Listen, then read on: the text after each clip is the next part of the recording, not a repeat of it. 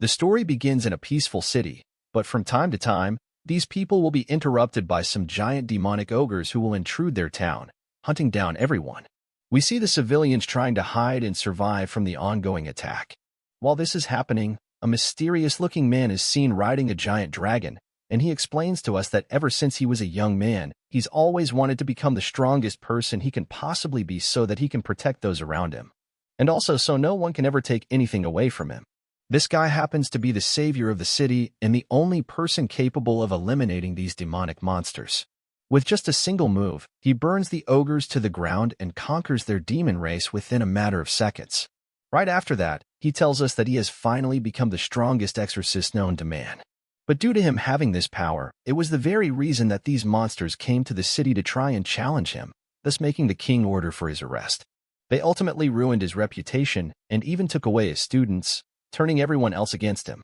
He was once the strongest exorcist who ever lived, saving everyone, one against demons, but he has now been demonized himself by the very people he once saved. He makes a promise that in his next life, he will not make the same mistakes. Then the man casts a spell to purposely reincarnate himself in another world and escapes his previous life to avoid being hated by everyone. After being reincarnated, the strongest exorcist has now been reborn into a 5-year-old boy named C, the third son of a very noble family.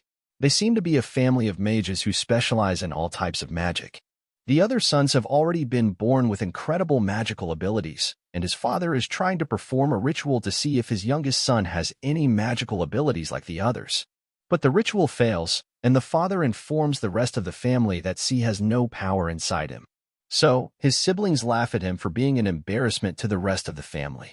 After being looked down upon by his siblings, C goes outside to the garden where he picks up some leaves and secretly performs a magical spell all by himself. C can remember his past life memories as being the strongest exorcist and manages to release what's called a shikami spell. The leaves turn into some rats, and other leaves turn into ravens, and they will now protect him while he lives in this other world. This is when his older brother named Gioi tries to bully him about being a non-magical user, and then these birds come back just in time to save him. They stop Gioi from hurting C. After that, his other brother named LT heads over and tries to help out Gioi from C's ravens, as he didn't know he had control of the crows and didn't see what happened. It has been a few years since that moment happened, and it is now C's 7th birthday. But unlike his other brothers, C does not get to celebrate his birthday, and most people who live inside the mansion just ignore him. So, he lives a pretty lonely life, but there are a few people who do like C, and one of those people is his maid named Aoife, who normally has to gather C's items and belongings that have been taken by his brother. After Gioi visits C's room and starts to tease him about joining the prestigious magical academy, which will better his abilities, as he knows that C's dream was to study magic and be like everyone else. He calls C many names and tries making him jealous about him being the better brother. After their father arrives and tells Gioi that it's time for his training, before they leave, C quickly asks his dad if he can also join in on the training today because throughout his whole life, he's never had the chance to even be around the training ground. His father eventually agrees, and they all head down to the field.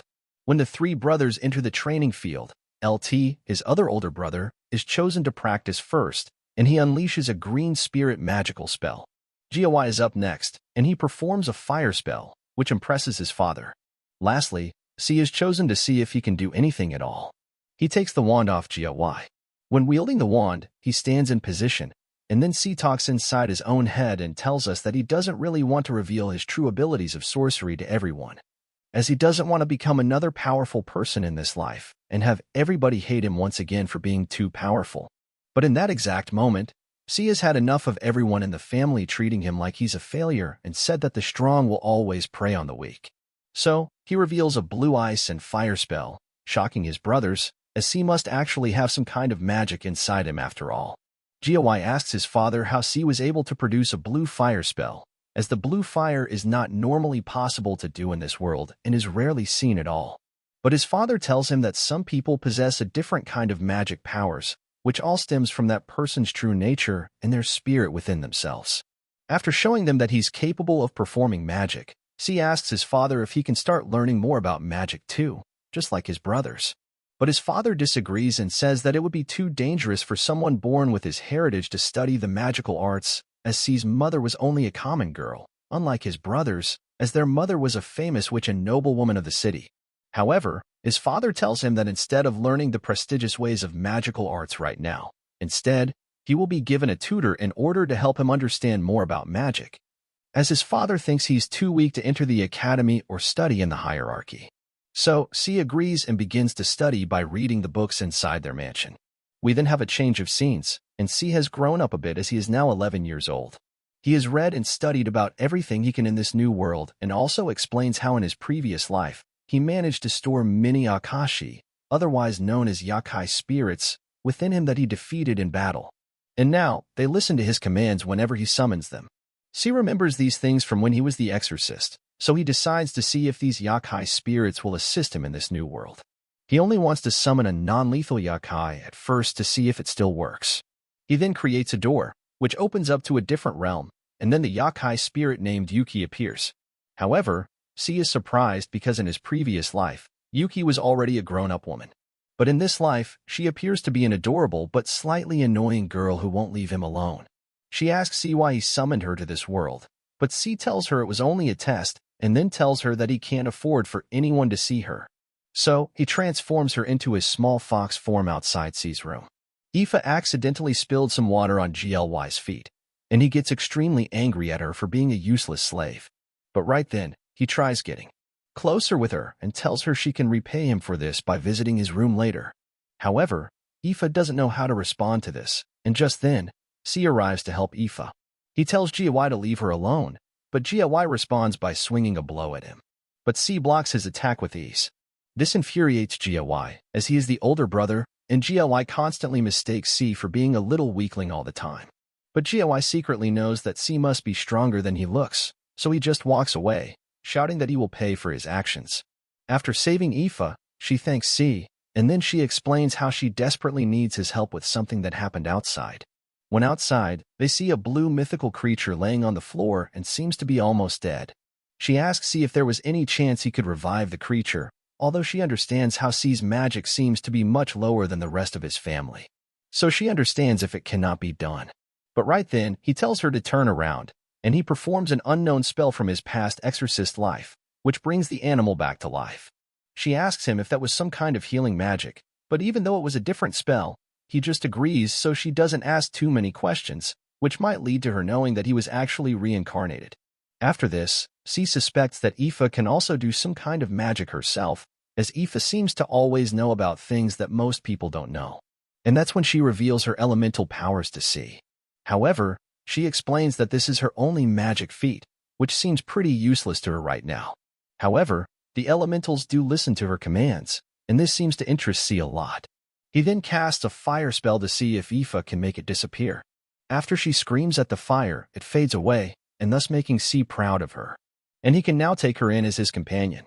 After discovering Aoife's powers, C is walking through the mansion. That's when his two brothers ask him if he would like to do some sword training, as he lacks in every other aspect of the family, so he must try to become good at least something so that he can be considered a real asset to the family. But right after, some of their maids rush in screaming that there is a monster on the loose and that their father used fire magic against it, but to no gain, and that the monster is now making its way through the forest and will be reaching the mansion soon enough. They all start to panic and are wondering when it will arrive at the mansion. But that's when C tells them he can already sense the monster is here, which shocks his siblings, as they can't sense anything at all. But C assures them all that the creature is right outside and to get ready to attack. GOI warns the maids and everybody else to find a hiding place as quickly as they can. But C doesn't listen, as he knows that Aoife was outside practicing her magic elements. So he quickly heads back outside to save her. However, the monster was right outside too and was about to eat Yeo and the other maid. But suddenly, she forms a fire protection spell against the monster, and she manages to get away just before the monster attacks their mansion. C distracts it and calls out to the beast to follow him. And moments after, he rises into the air and casts a spell using various different elements which takes the monster down, leaving everyone in shock as they witness this weak boy defeat one of the largest monsters in the realm. After Aoife talks to the maid and explains how this spell not only brought the monster down but C has also tamed the beast. C explains how this was possible due to his time as an exorcist and when he tamed the fiercest dragon in the world. So, he does the same thing to this beast and promises that this time he will use his powers in a much different way and become wiser, but also more cunning. A couple of weeks later, Lu sees C and Aoife off as they prepare to leave for the Magic Academy. As the duo embarks on a new journey, C gives Aoife a necklace made of Mona stones to help her attract more spirits. Everything's going as smoothly as C planned until the motion sickness kicks in, putting him in a terrible state. After a week of traveling by carriage, they finally arrive at their destination, much to his relief. At the same time, Blay is seen checking the time as he reckons that C and Aoife have already arrived at the academy. In another flashback, it is revealed that a mysterious woman left the young C to Blay after Gilbert, his younger brother, disappeared in the Infernal Lands while he was on a quest as an adventurer. The fact of the matter is that C is not Blay's son but his nephew. All the while, he is aware that C is special and that he uses a different power source instead of magic. It appears that Blay refused to send C to the Imperial Army because of the uncertainties surrounding his true identity, as he puts it. Depending on the environment, C could emerge as a true hero or a despicable villain. To escape a tragic fate, Blay sent C to the Magic Academy at the expense of his real son. Meanwhile, C slumps into the bed as he has yet to recover from motion sickness while Aoife tries to carry on a conversation with C. He says that her room is next door, with her cheeks blushing. Aoife asks C if he doesn't mind sharing a room since he has become her master now. Thinking that she only wants to have dinner with him, he lets her be disappointed. Aoife steps outside to buy her master some food. Just as she leaves, Yuki turns up and gives C a lecture for failing to read Aoife's signals. Soon afterward, the duo finds themselves at the gates of the Radia Magic Academy. At the registration, the aspiring students gasp in awe after learning that C is a lamp rogue. To start their admission, they are asked to put their hand on a crystal ball to check their mana levels and if they have an affinity for all 4 elements. Aoife goes first, and as expected by Blay, she has weak magical aptitude, although she possesses fire and wind affinities. When it's C's turn, the crystal ball does not react, baffling everyone as Professor Karen states that C might have light or dark affinity. He cuts her off, saying he simply doesn't have mana. Nonetheless, the process is just for registration, so C doesn't really have to worry. The students assume that the nobles are using their influence to get C into the Magic Academy. Hearing their murmurs, Aoife unconsciously conjures up a fire. A while later, AMU, another commoner, walks in. As soon as she places her hand on the crystal ball, a white light flashes, revealing that the girl is omni-elemental, surprising everyone. Before she leaves, C thanks her for shifting the attention away from him. Aloe makes it clear that she did not do C a favor, and just like the others, she believes that he's using his noble status to get admitted to the academy. While looking at AMU, C gets reminded of his prized disciple, as they share the same features except for the hair color. In a short while, the practical skills test begins. While watching the exhibition, C observes that most students use identical elements and that their power is mediocre. Just then, Aoife steps in for her turn, using the intermediate-level spells Flame Note and Wind Lance. The supposed-to-be magic-resistant elemental targets prove to be otherwise, with the spectators' jaws dropped open. Professor Cordell assures them they prepared spare targets. Seeing Aoife's growth, C can't help but feel proud as tears start to well up in his eyes. Following her lead is C himself, who surprises the students with his unique blue flames. While the fire is still not going out, he turns the granite into a pyate crystal. When C is asked about the spell he used, he deliberately ignores the professor, moving on to the last target. He summons a torrent of water and turns it into ice. Just as he finishes showcasing his abilities, Aoife tells him he left the other students speechless. As the test ends, the two proctors talk about how well C and Aoife performed despite lacking mana and having low magical aptitude, respectively. Having said that, AMU stood out among the students. After breaking all the elemental targets, for the record, she's the first student in the academy to accomplish this exceptional feat. The next morning, while checking the admission test ranking, C gets shocked to see his name in 3rd place, below Aoife who places 2nd. As expected, AMU scored the highest, leaving C thinking he might have just found the one.